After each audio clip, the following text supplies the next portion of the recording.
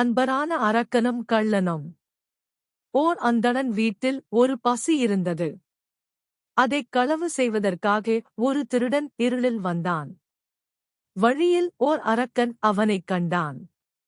"தீ யார்?" என்று அரக்கன் திருடனைப் பார்த்துக் கேட்டான். பதிலுக்கு திருடனும் அரக்களைப் பார்த்து, "நீ யார்?" என்று கேட்டான். "எட்டு திக்கிலும் எவரும் கண்டு நடுங்கும் பிரம்மராட்சன் நான்" என்று அரக்கன் கூறினான். "செல்வர்களின் வீட்டில் குவிந்திருக்கும் பணத்தை கன்னமிட்டுக் கொள்ளையடிக்கும் கள்ளன்தான்" என்றான் திருடன். "இன்றிரவு நீ என்ன கருதிப் புறப்பட்டாய்?" என்று அரக்கன் கேட்டான். "நீ எதற்குப் புறப்பட்டாய்? அதை முதலில் சொல்" என்றான் கள்ளன்.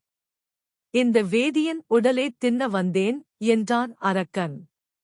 "நான் இவன் பசுவைத் திருட வந்தேன்" என்றான் திருடன்.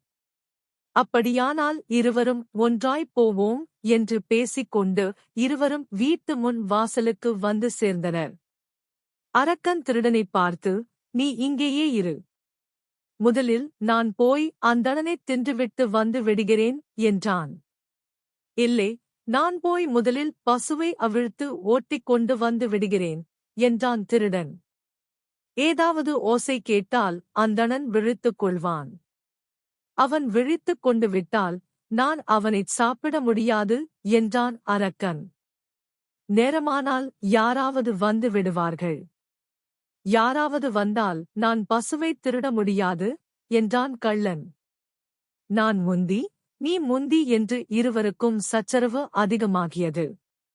இவர்கள் சண்டையிட்டுக் கொண்ட சத்தத்திலேயே அந்தணன் விழித்துக் கொண்டு விட்டான். அவன் தன் பிள்ளைகளையும் எழுப்பிக் கொண்டு வந்து வாசல் கதவைத் திறந்தான். "அந்தணரே, உங்களைக் கொல்ல வந்தான் இவன்" என்று திருடன் அரக்கனைக் குற்றம் சாட்டினான். "ஐயா, பசுமைக்களவாட வந்தான் இவன்" என்று அரக்கன் சுள்ளனைக் குற்றவாளியாக்கினான். இருவரும் கூறியதைக் கேட்ட அந்தணன் இரண்டும் நடக்காதது பற்றி மகிழ்ச்சி.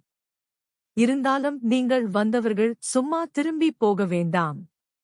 ஏதாவது பெற்றுக்கொண்டு போங்கள்" என்று சொல்லி அவர்கள் இருவருக்கும் சில பொருள்களை வெகுமதியாக கொடுத்தனுப்பினான். அவர்கள் அந்தணனின் நல்ல குணத்தைப் பாராட்டி அன்று முதல் அவன் நண்பர்களாக மாறி அவனுக்கு பல உதவிகள் செய்து வந்தார்கள்.